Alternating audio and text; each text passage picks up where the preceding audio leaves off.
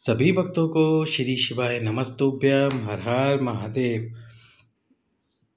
कार्तिक महीना समाप्त होने में अब केवल और केवल 15 दिन शेष बाकी है। यदि अभी भी आपने ये उपाय प्रारंभ नहीं करा है तो अभी भी समय है। यदि आप ये 15 दिन भी उपाय करते हैं तो निश्चित रूप से आपकी जो समस्या है, फिर वो संतान प्राप्ति की हो, वंश वृद्धि की हो, समाप्त होना प्रारंभ होगी। 15 दिन शेष बचे हैं। जैसे कि आपको कार्तिक का नियम के बारे में बताया था मैंने कि आपको एक दीप लंबी बाती का प्रज्वलित करना है प्रदोष काल में प्रतिदिन। यदि आपने ये वीडियो नहीं देखा और आपको नहीं पता तो अभी भी समय है।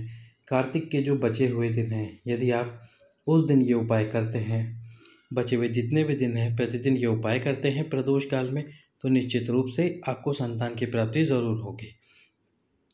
तो आपको करना क्या है, प्रदोष काल में एक दीपक प्रज्वलित करना है।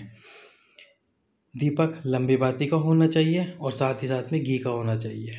दीप प्रज्वलित करना कहाँ है, पर उसके पहले वीडियो को लाइक कर दो, चैनल को सब्सक्राइब कर दो और अधिक से अधिक इस वीडियो को शेयर कर दो। प्रदोष काल कौन सा होता है, जब सूर्य अस्त हो तो उसके 45 मिनट पहले और 45 मिनट बाद का जो समय हो वो प्रदोष काल कहलाता है। तो इस प्रदोष काल में आपको एक दीप प्रज्वलित करना है। सबसे पहले तो 3 जो वृक्ष है उनके नीचे आपको ये दीप प्रज्वलित करना है। 3 में से किसी भी एक वृक्ष के नीचे, फिर वो बेलपत्र का वृक्ष हो, फिर वो पीपल का वृक्ष हो या फिर वो आंवले का वृक्ष हो। यदि तीनों में से कोई भी एक वृक्ष आपके आसपास है तो आप उस वृक्ष के नीचे एक दीप प्रज्वलित कीजिए प्रदोष काल में। और जो वृक्ष हो वो उस वृक्ष की छाँव आपके ऊपर पड़नी चाहिए। जैसे कि आप जब वृक्ष के नीचे जाकर बैठे तो वृक्ष ऐसा हो कि उसकी पूरी छाँव आपके ऊपर पड़े। ऐसा नहीं छोटा सा पौधा जिसकी हाइट आपके बराबर हो, या फिर आप गमले में लगे हुए बेलपत्र के नीचे ये उपाय करें। उपाय असफल माना जाएगा। ऐसा आपको वृक्ष ढूंढना है। यदि वृक्ष नहीं है, ना बेलपत्र है, ना आंवला है, ना पीपल है, ऐसा कोई भी वृक्ष नहीं है, तो फिर आपको क्या करना है, आपके घर की जो तुलसी है, जो तुलसा महारानी है, जो तुलसी है, उनके पास में ये दीप प्रज्वलित करना है। इस दीप को प्रज्वलित कीजिए। दीप को प्रज्वलित करने के बाद में यदि तुलसा महारानी भी नहीं है आपके घर में, और आपको रविवार के दिन तुलसी के सामने इस दीप को प्रज्वलित नहीं करना। तुलसा महारानी नहीं है तो जो आपका घर का मुख्य द्वार है, उस मुख्य द्वार के मुख्य द्वार पर इस दीप को लंबी बाती का एक दीप प्रज्वलित करना है घी का, प्रतिदिन प्रदोष काल में। यदि आप ये दीप प्रज्वलित करते हैं तो निश्चित रूप से आपकी जो संतान प्राप्ति की समस्या है, वंश वृद्धि की समस्या है, वह समाप्त होगी धीरे धीरे। या फिर आप प्रदोष की प्रदोष संतान की कामना के लिए एक नियम का धारण कर सकते हैं, और वो नियम है प्रत्येक प्रदोष पर 2 दीप प्रज्वलित करने का नियम।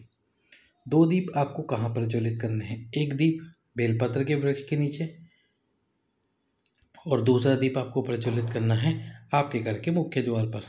ये जो उपाय है ये केवल और केवल प्रदोष वाले दिन ही किया जाता है, जो कि बेलपत्र के वृक्ष के नीचे और आपके घर के मुख्य द्वार पर दीप प्रज्वलित किया जाता है।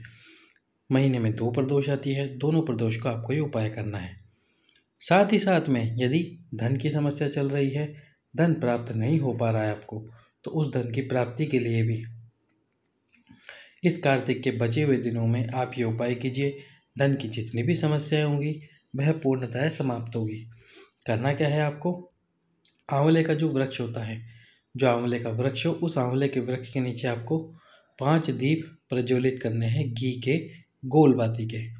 और जब आप घी डालेंगे, गोल बाती डालेंगे, तो उसमें एक वस्तु और डालनी है और वो है पीली सरसों। ये पीली सरसों भी आप इस दीपक में डाल दीजिए और उसके बाद में दीप को प्रज्वलित कीजिए प्रदोष काल में। धन की कैसी भी समस्या क्यों ना हो, ये समस्या पूर्णतः समाप्त हो जाएगी। बात आपको लगानी है इसमें गोल और डालनी है पीली सरसों। पीली सरसों डालकर यदि कार्तिक के बचे हुए दिनों में आप ये उपाय कर लेते हैं आंवले के वृक्ष के नीचे, तो आपकी धन से संबंधित कैसी भी समस्या, कर्जा बढ़ रहा है, व्यापार नहीं चल रहा है, जो भी समस्या हो वह पूर्णतः समाप्त हो जाएगी। सभी भक्तों को ओम नमः शिवाय, श्री शिवाय नमस्तुभ्यं।